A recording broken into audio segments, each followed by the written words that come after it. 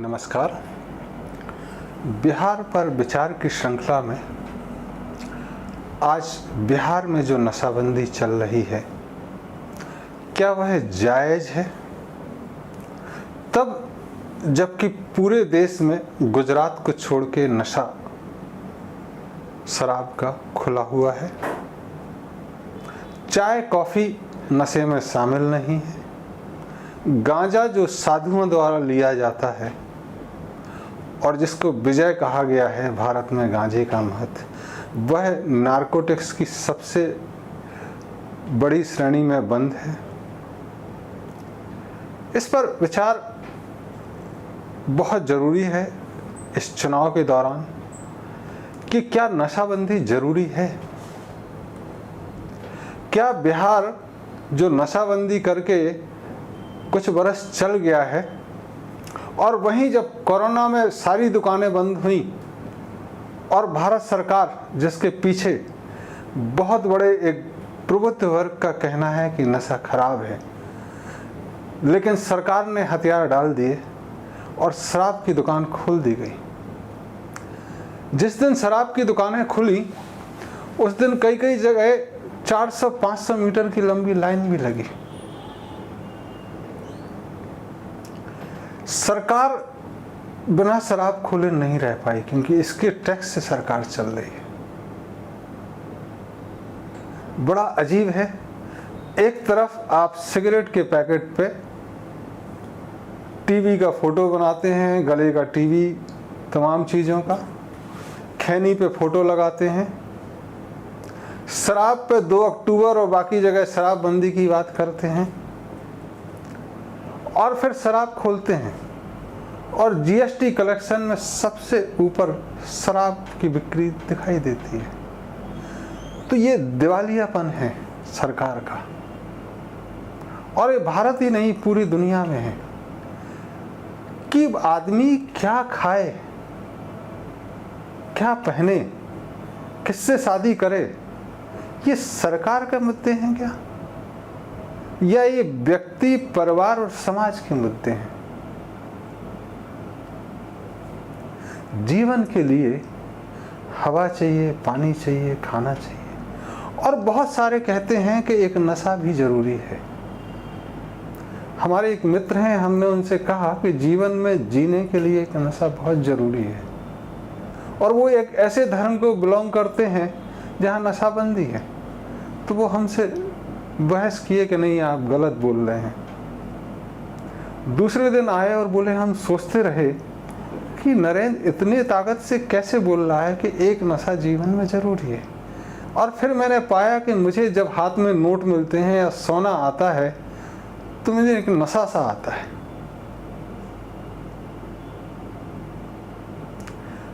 कुछ ज्ञानी जन जैसे रामकृष्ण परमहंस जीवन चलाए रखने के लिए एक नशा जो खाने का है वो पाले रहते हैं। वो कहते हैं सिर्फ खाने से ही नशा मिलता है। और कुछ लोगों के लिए जीवन इतना बोझिल हो जाता है कि सोने के लिए नशा चाहिए। तुम हॉस्पिटल में देखोगे कि कई पेशेंट जिनको नींद नहीं आती है, डॉक्टर कोशिश करता है कि इसको नींद आ जाए तो ये बच जाएगा, और उसको नशा देते हैं। तो जीवन इतना बोझिल हो गया है कई लोगों का कि उनको नींद नहीं आती, तो वो एक नशा कर लेते हैं। अब व्यक्ति को नींद आए ना आए ये सरकार के निर्णय हैं क्या? ये बहुत अजीब चीजें हैं। ऐसे में सही क्या है, गलत क्या है, इस पे ज्ञानियों की राय क्या है, इस पे थोड़ी चर्चा जरूरी है। उस चर्चा के पहले मैं अपना मत कह दूं कि मैं आने वाले समय में अगर पूरे भारत में नशाबंदी के द्वारा शराबबंदी नहीं है तो सिर्फ बिहार में इसको रखने से कोई फ़ायदा नहीं है, क्योंकि इसकी सीमाएं नेपाल से खुली हुई हैं, छत्तीसगढ़, झारखंड, उत्तर प्रदेश से खुली हुई हैं, पश्चिम बंगाल से खुली हुई हैं। तो लोग सैटरडे संडे और जो एक छोटी सी चीज़ है उसको तस्करी, तमाम चीज़ों का नाम देके अपराध में शामिल करने की कोई ज़रूरत नहीं है। पुलिस की कमाई बढ़ाने की ज़रूरत नहीं है। और कुछ ये कहते हैं कि लोग परिवारों को पैसा नहीं देते हैं, शराब में उड़ा देते हैं। तो हकीकत यह है कि पहले 300 रुपये कमाते थे, 60 रुपये की शराब पीते थे और 240 रुपये घर दे देते थे। शराबबंदी के बाद वही शराब 80 और 100 रुपये की मिलने लगी है, खुली मिलती। अब वो 220 या 200 रुपये ही दे पाते हैं। तो जिसके भले के लिए सोचा उसका नुकसान और हो गया, क्योंकि शराब तो खुला मिल रही। और शराब से बड़े नशे, अगर आप विद्यालयों में जाओ जहाँ पढ़ाई नहीं होती है, पार्कों में जाओ, जैसे मैं सीतामढ़ी के पार्क में 12 दिन बैठा और वहाँ बच्चे देखे तो वो डाइल्यूटर, कैप्सूल, इंजेक्शन और ऐसे कौन कौन से छोटे छोटे नशे हैं जिसमें बेनाड्रिल है, कफ सिरप्स हैं, ये सारे नशे बच्चों में चल रहे हैं। ये ज़्यादा घातक हैं। उनसे पूछो तो शराब कैसे देते हो, बोले पैदल पैदल ले जाते हैं। तो जैसे रईस पिक्चर में तुमने देखा होगा कि बच्चे शराब ले जाते हैं, बिहार में अभी बच्चे शराब ले जा रहे हैं। और एक बार आदत पड़ गई है तो खुद भी किसी ना किसी तरह का, शराब नहीं है तो छोटे छोटे नशे, उनका सेवन जारी है।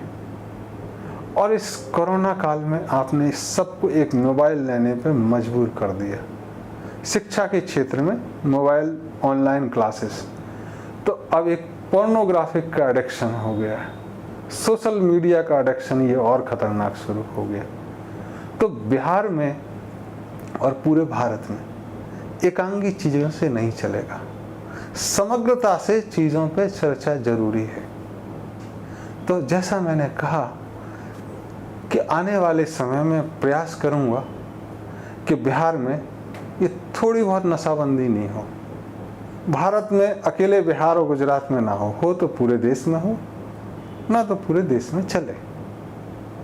गांजे पर प्रतिबंध हटे। चाय और कॉफ़ी जो बहुत बड़े नशे के रूप में उभरे हैं 150 बरस में, जिसको लोग नशा नहीं मानते हैं, उस पर विचार जरूरी है। तो जब हम ज्ञानियों से पूछते हैं कि कौन सा नशा ठीक है, कौन सा खराब है, तो ज्ञानी कुछ कहते हैं कि सारे नशे खराब हैं।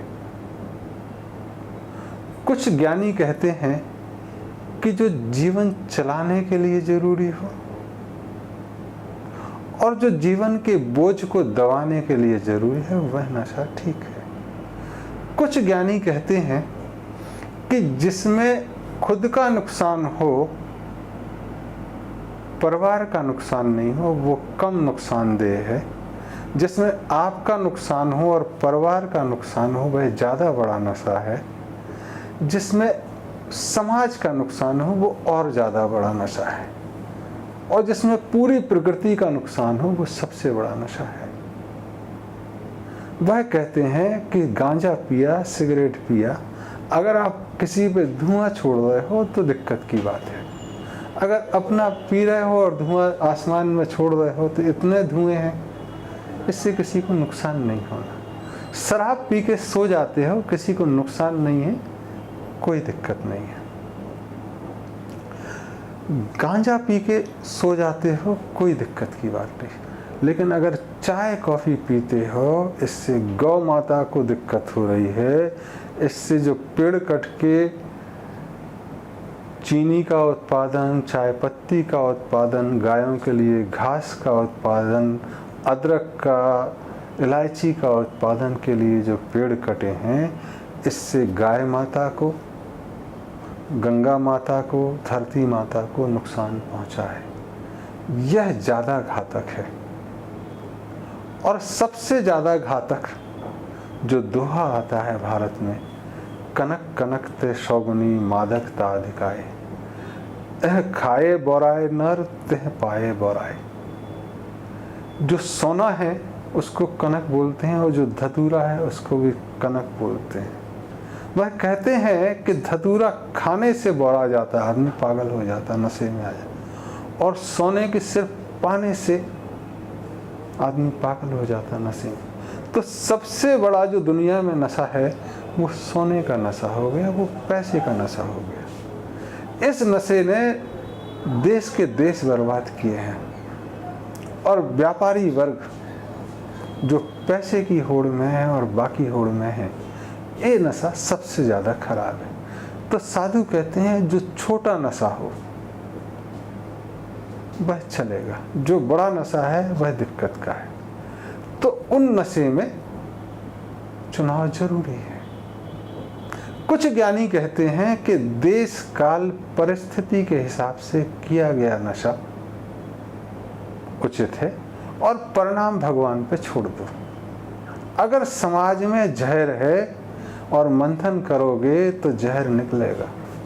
तब वह शिव का एग्जाम्पल देते उदाहरण कि अगर वह नशा नहीं करते, जहर नहीं पीते, तो दुनिया बर्बाद हो जाती। तो वो नशा लोग पीते हैं, और तुम देखोगे कि जो इतना बड़ा नशा होता है उसमें सांप भी आसपास डोलते हैं शिव जी के।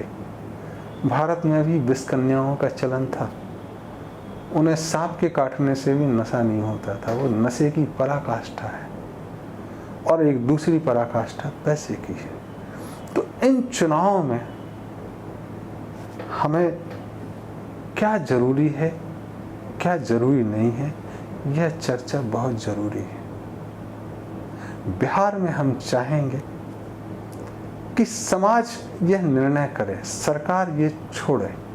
भारत में हम चाहेंगे कि शराब के, सिगरेट के टैक्स से सरकार चलती है, तो जैसा पैसा आएगा उस तरह का परिणाम होगा।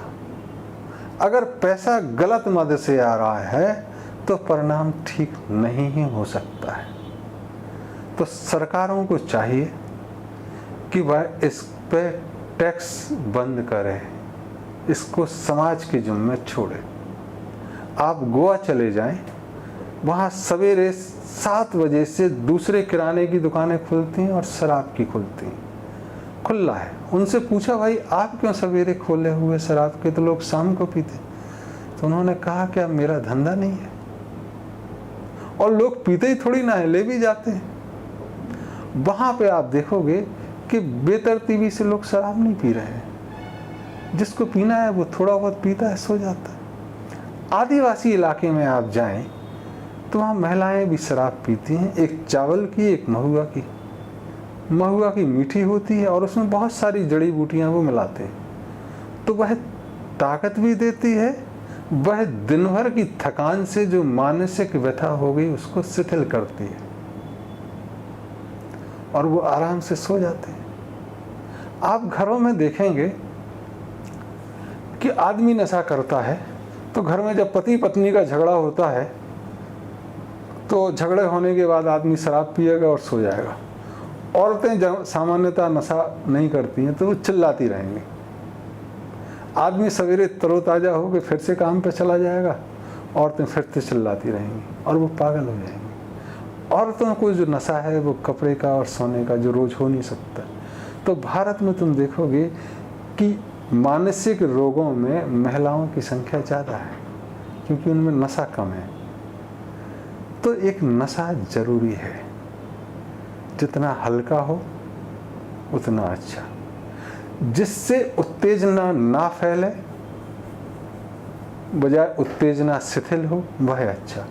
तो लोग कहते हैं कि गांजा शांति लाता है, दारू क्रांति लाती है। जितना सड़ा गला नशा होगा उतना उत्तेजना पैदा करेगा, जितना प्राकृतिक वनस्पतिक नशा होगा वह उत्तेजना को कम करेगा, वह अच्छा है। और देश काल के हिसाब से, जैसे बर्फीला इलाका है, रेगिस्तान है, जंगल का इलाका, इसके हिसाब से थोड़ा नशा परिवर्तित होता है। जहाँ वानस्पतिक है ही नहीं, प्रकृति में रहना दिक्कत है, वहाँ थोड़ा सड़ा गला नशा चल सकता है जो गर्मी देगा, अन्यथा जिंदा रहना मुश्किल हो जाएगा। तब नशे में स्थान, समय, काल का भी ध्यान रखना जरूरी है। लेकिन महत्वपूर्ण यह है कि हम नशे से सरकार चलाना बंद करें। नशे के पैसे से सरकार चलाना बंद करे। एडवर्टाइजमेंट नहीं है नशे का, लेकिन तब भी आप देखोगे कि सोडा का एडवर्टाइजमेंट होता है, मैकडोनल्ड सोडा, बैकपाइपर सोडा। ये क्या है? ये मजाक है। और चाय का विज्ञापन चल रहा है, क्योंकि चाय नशे में नहीं है। लेकिन मेरे देखे चाय कॉफ़ी ये सबसे बड़े नशे हैं।